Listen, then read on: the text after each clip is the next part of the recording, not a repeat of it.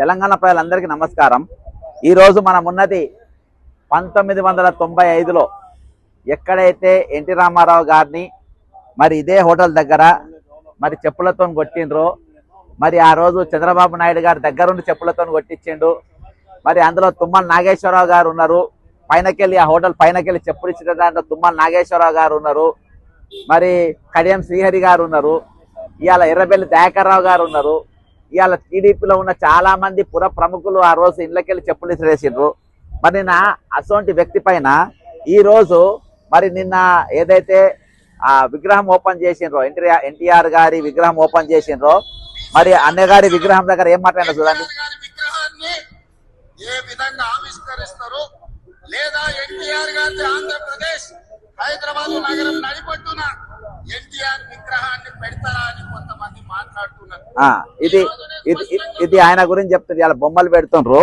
ఒకసారి ఎన్టీఆర్ గారు ఆ రోజు 95 ఆగస్టుల ఇగో ఇట్లా ట్యాంక్ బండ్ మీదకి ఇట్లకెళ్ళి వచ్చిండు.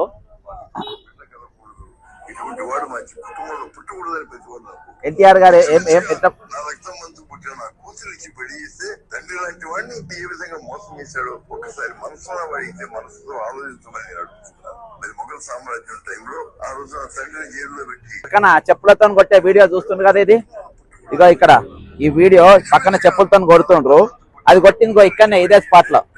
మరి మోత్తుపల్లి నరసింహుడు గారు ఉన్నారు, దీనిపైన దేవినేని నెహ్రూ గారు ఉన్నారు, స్వర్గీయ ప్రణయ్ భాస్కర్ గారు ఉన్నారు, మరి గాలి ముద్దుకృష్ణమ్మ నాయుడు గారు ఉన్నారు, మోత్తుపల్లి నరసింహులు ఇప్పుడు ఉన్నారు కదా, ఆయన కూడా ఉన్నాడు. ఇక్కడ అందరు కూడా మరి దెబ్బలు తిన్న పరిస్థితి, స్ఫూర్తిపోయిన పరిస్థితి. ఇగో ఇక్కడ ఉన్నది పైనకెళ్ళి కొట్టిపిస్తుంది. వైస్రాయ్ హోటల్ సీన్ పైన ఉండి ఏ విధంగా కొట్టించిందో చూడు. ఇక ఇప్పుడు ఏదైతే జీబీ మనం చూపెడుతున్నామో ఈ జీబీ ఎక్కడికి వెళ్ళి వచ్చిందంటే ఇగో ఇక్కడికి వెళ్ళి వచ్చింది. ఒకసారి ఇక్కడ రాండి చూపెడదాం. ఇక్కడికి వెళ్ళి జీబ్ వచ్చింది ఆ రోజు. ఇది మనం ఉన్నది ఇప్పుడు ట్యాంక్ బండ్ పైనకి వెళ్ళి ఇప్పుడు రైట్ సైడ్ ఉన్నది కదా, ఆ బ్యారికేడ్స్ లేకుండే. ఈ బ్యారికేడ్స్ కనబడుతున్న బ్యారికేడ్స్ అక్కడ లేవు. చక్కగా మరి అక్కడికి వెళ్ళి వచ్చిండ్రు. అక్కడికి బ్యారికేడ్స్కి రైడ్ తీసుకున్నారు. రైడ్ తీసుకుని ఇదే ప్రాంతంలో నిలబడ్డారు. ఇదే ప్రాంతంలో జీప్ పైన నిలబడ్డారు. ఇక్కడికి వెళ్ళి మైక్లా మాట్లాడుతున్నారు. ఇగో ఇదే స్పేస్ లో పెట్టిండ్రు. దేవినేని నెహ్రూ గారు మరి దాని వెహికల్లో కూర్చున్నారు. మోత్తుపల్లి నరసింహులు గారు వెహికల్లో కూర్చున్నారు. మరి అదే వెహికల్లో ప్రణయ్ భాస్కర్ గారు కూర్చున్నారు. మరి వేరే ఇతర మంత్రులు అంతా కూర్చున్నారు. దాదాపు ఒక 10 మంది మంత్రులు, 10-12 మంది మంత్రులు ఉన్నారు. పరిటాల రవి గారు కూడా కూర్చున్నారు అందులో. ఆ వ్యాన్ లో పరిటాల రవి గారు స్వర్గీయ పరిటాల రవి గారు కూడా అందులోనే కూర్చున్నారు, వ్యాన్ లో కూర్చున్నారు. అక్కడికి వెళ్ళి చెప్పులతో ఎన్టీఆర్ ఎప్పుడైతే ఇక్కడ దిగిండో, కాషాయ వస్త్రం వేసుకొని వీళ్ళందరితో దిగిండో, ఇదే స్పాట్ లో ఆయన జీప్ లో ఉన్నాడు. ఇక్కడికి వెళ్ళి మొత్తం చెప్పులు ఇసిరేసిన పరిస్థితి. ఆయన పైన చెప్పులు కొడితే చెప్పులు కొడితే ఎన్టీ రామారావు తల మీద దాకింది, జీపులో దాకినాయి. దెబ్బలు ఎక్కడ పడితే అక్కడ దాకింది. ఇక్కడ అర్థమైందా? ఎవరు చెప్పు? తుమ్మల నాగేశ్వరరావు గారు చెప్పిస్తే మొట్టమొదటి చెప్పిసిరేసి తుమ్మల నాగేశ్వరరావు గారు చెప్పిసిరేస్తే ఆ చెప్పు బాజాప్తా డైరెక్ట్ ఎన్టీఆర్ గారికి దాకింది. ఇవాళ బతుకుతే ఎన్టీఆర్ లెక్క బతకాలి అని చెప్తావు కదా తుమ్మల నాగేశ్వరరావు చెప్పు ఇసిరేసిన చెప్పు ఎన్టీఆర్ కి ఇదే స్పాట్ లో దాకింది. ఇదే సెంటర్ లో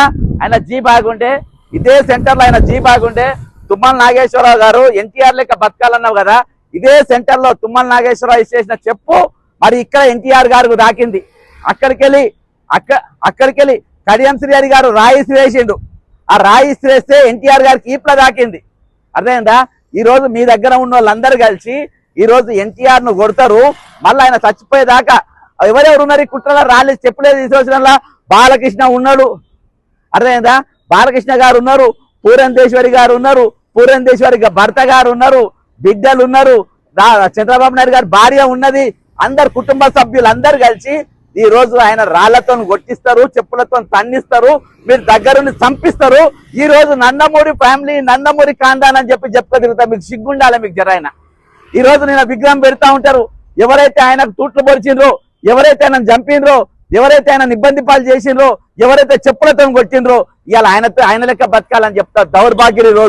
ఈ రోజు కాంగ్రెస్ పార్టీ ఎట్లా పుట్టిందండి? కాంగ్రెస్ పార్టీ ఈ రోజు స్వతంత్రం కోసం పుట్టిన party. Telugu Desam party Congress party సిద్ధాంతాలకు వ్యతిరేకంగా పుట్టినటువంటి పార్టీ. ఈ రోజు ఏం మాట్లాడు చూడండి.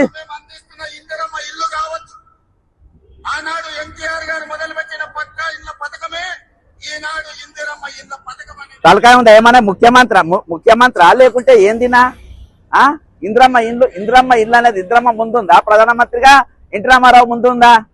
ఇంద్రమ్మ ఇల్లు అనేది ఇంద్రమ్మ స్టార్ట్ చేసింది, రాజభరణాలు రద్దు చేసింది ఇందిరాగాంధీ గారు. అర్థమైందా? ఓటు హక్కు ఇచ్చింది కాంగ్రెస్ పార్టీ, రాజీవ్ గాంధీ గారు. చరిత్ర తెలుసుకోవాలి రేవంత్ రెడ్డి గారు.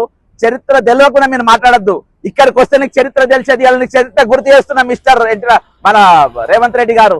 నీకు ఇవాళ చరిత్ర గుర్తు చేస్తున్నా, ఎవరెవరైతే మాట్లాడుతున్నా చరిత్ర గుర్తు చేస్తున్నా.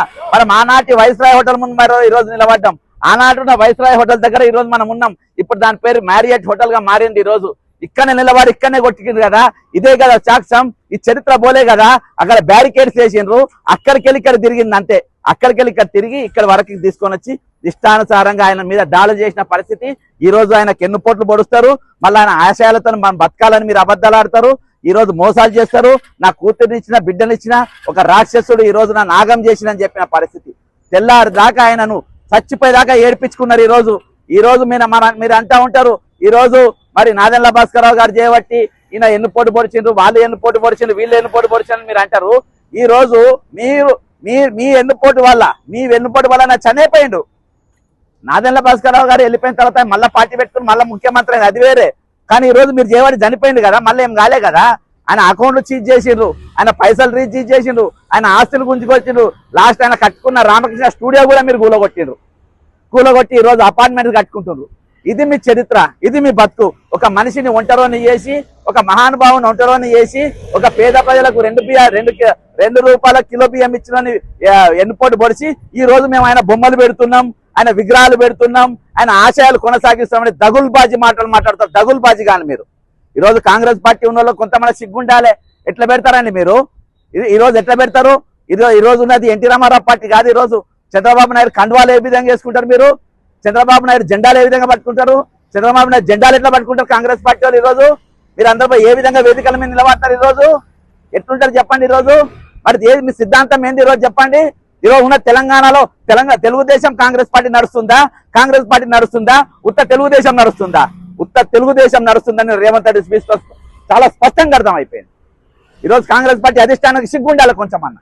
ఈరోజు కాంగ్రెస్ పార్టీ భావాజాలంతో ఉన్నటువంటి మంత్రులకు కానీ, ఎమ్మెల్యేలకు కానీ, పార్టీ నాయకులకు కానీ, పిసిసి ప్రెసిడెంట్ కానీ నీకు సిగ్గుండాలి. ఈరోజు మహేష్ కుమార్ గౌడ్ దీనికి అనుమతించడానికి ఏ విధంగా పెడతారండి? ఏ విధంగా చేస్తారు? ఏ విధంగా మాట్లాడతారు? ఒకసారి వినండి. మన గెలిపిస్తే మీరే ఆ కోరిక లేకపోయినా కూడా నన్ను అనుమానించారు కాబట్టి ఛాలెంజ్. అప్పుడు ఆల్టర్నేటివ్గా 82లో ఎన్టీ రామారావు గారి పార్టీ ఆయన స్నానం చేస్తుంటే ఇల్లు అక్కడ నుంచి స్నానం అయిపోయిన తర్వాత వ్యాన్లో ఎక్కేటప్పుడు ఏంటి బ్రదర్ అన్నారు. బ్రదర్ అయ్యారు. ఎవరు ఏమి మిమ్మల్ని రాజకీయాల్లోకి ప్రేరేపించింది? నేను ఎంత కష్టపడి మిమ్మల్ని గెలిపిస్తే మీరే ఆ కోరిక లేకపోయినా కూడా నన్ను అనుమానించారు కాబట్టి ఛాలెంజ్. అప్పుడు ఆల్టర్నేటివ్గా 82లో ఎన్టీ రామారావు గారి పార్టీ ఆయన స్నానం చేస్తుంటే ఇల్లు అక్కడ నుంచి స్నానం చెప్పుకునే తుమ్మల నాగేశ్వరరావు పగ పెట్టుకొని 95లో అవకాశం దొరుకుతుంది, ఇక్కడనే మొట్టమొదటి చెప్పాలని ఇస్తుంది, మళ్ళీ ఆయన లెక్క బతకాలని చెప్తారు. ఇంత దౌర్భాగ్యమైన పరిస్థితి ఎక్కడ ఉందా? కాబట్టి ఈ రోజు నేను హైదరాబాద్ హయత్ నగర్కి వెళ్ళి పటాన్ చెరువు వరకు ఉన్న వాళ్ళందరినీ చెప్తున్నా, ఈ రోజు మనం అందరం కూడా ఒక తాటిపైన ఉండాల్సిన అవసరం ఉంది. మన జెండాలు మనకున్నాయి, మన పొలిటికల్ జెండాలు మనకున్నాయి, మన సిద్ధాంతాలు మనకున్నాయి. ఆ సిద్ధాంతాలతో బతుకుతాం. ఆయన ఏమంటారు? ఎన్టీ రామారావు మన రామారావు గారి గురించి ఏమంటారు? మరి చంద్రబాబు నాయుడు గారి నుంచి ఏమంటారు? ఈ రోజు హైదరాబాద్ నేనే డెవలప్ చేసిన అన్నట్టు. హైదరాబాద్ కాదు, ఎన్నుపోటు తయారు చేసింది నువ్వే. ఇదే వైస్రాయ్ హోటల్ ముందు మనం నిలబడ్డాం. ఇక్కడికి వెళ్ళి మరి ఎన్టీ రామారావు గారిని ఎన్నుపోటు పోలీసు ఆయన సత్యదాకా తీసుకుపోయింది ఆయనే. హైటెక్ సిటీ తీసుకొని జనార్దన్ రెడ్డి అయితే నేనే తెచ్చినా అని చెప్తావు. మరి ఈ రోజు 7 ఏళ్ళైంది కదా నువ్వు ముఖ్యమంత్రి. రేవంత్ రెడ్డి కొంచెమన్నా సిగ్గుండాలి. నువ్వు ఒక ముఖ్యమంత్రివి. ఈ రోజు నువ్వు ఏమని చెప్తావా? హైటెక్ చంద్రబాబు నాయుడు డెవలప్ చేసిండు, హైదరాబాద్ ఆయన డెవలప్ చేసిండు అని చెప్తావా? ఈ రోజు నింతాకని ఎవరు కట్టిండు?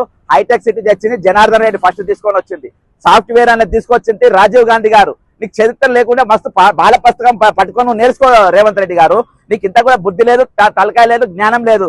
కేవలం నీ దగ్గర ముఖ్యమంత్రి ఉందని చెప్పి నీ దగ్గర మంత్రులు ఎమ్మెల్యే అందరినీ చుట్టూ తిరుగుతుంది, కానీ నీ అంత విధవ ఇంకొకరు లేడు. ఈరోజు ఎవరైంది హైదరాబాద్ కల్చర్ నేర్పింది? హైదరాబాద్ ఆర్టీసీ బస్ తీసుకొచ్చింది ఎవరు? హైదరాబాద్ కు ఈ రోజు కరెంటు తీసుకొచ్చింది ఎవరు? అండర్ గ్రౌండ్ డ్రైనేజ్ తీసుకొచ్చింది ఎవరు? ఈ రోజు మన హుస్సేన్ సాగర్ ఇక్కడ కొన్ని బ్రిడ్జ్ కట్టింది ఎవరు? ఈ రోజు సర్వం డెవలప్ చేసింది. అంచెలంచెలుగా అయ్యాల కాదు, నిజాం రాతి కాలం నుండి వచ్చింది. ఎవడో చెప్తాడు అసలు తెలంగాణలో తెలంగాణ డిక్షనరీలో పేరే లేదంటాడు. ఈ రోజు ఆయనకు రాపిచ్చి ఈ రోజు మీరు మాట్లాడిపించారు. ఈ రోజు తెలంగాణకి 5-6 తీసుకొచ్చి మీరు తిట్టిపించే ప్రయత్నాలు చేస్తున్నారు. అసలు ఇవాళ పవన్ కళ్యాణ్ గారు ఇంకోటి అంటారు, అసలు నరదృష్టి దాకుతుందని అంటారు. నరదృష్టి ఏం దృష్టి అని, నరదృష్టి ఎట దాకుతుంది తెలంగాణలకు? నరదృష్టి ఏ విధంగా ఉన్నది? ఈ రోజు మా తెలంగాణ మీద నరదృష్టి దాకితే ఈ రోజు నువ్వు 4 పెళ్లి చేసుకునేవాడివా? ఈ రోజు నీ కుటుంబం ఇంత అభివృద్ధి పొందేదా తెలంగాణలో దృష్టి తాకితే? కాబట్టి ఇవన్నీ కూడా మానుకోవాలి. ఈ రోజు తెలంగాణలో ఉన్న వాళ్ళందరూ కూడా ఈ రోజు ప్రాంత భేదం, ఈ సెటిలర్స్ అది ఇది ఏం లేదు.